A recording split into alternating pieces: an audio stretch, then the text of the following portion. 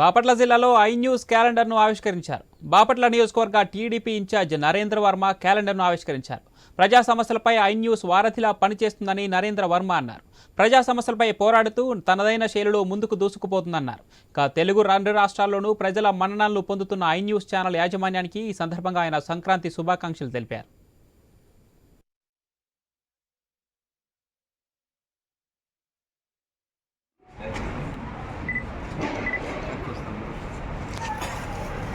ఈ ప్రాంతంలో రిపోర్టర్గా మీ ఆరోగ్యం, మీ ఆనందం, మీ యజమాని ఐ న్యూస్ యజమాని బాగుండాలి.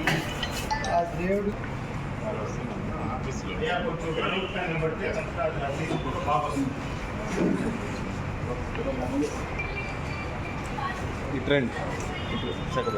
తీసుకో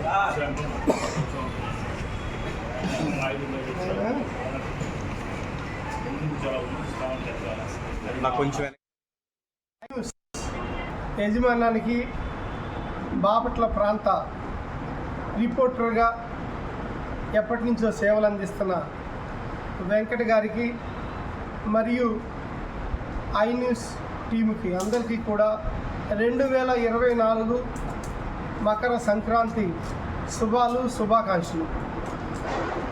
అందరూ బాగుండాలని, ప్రజలకి ప్రభుత్వానికి మధ్య వారధిగా జర్నలిజంలో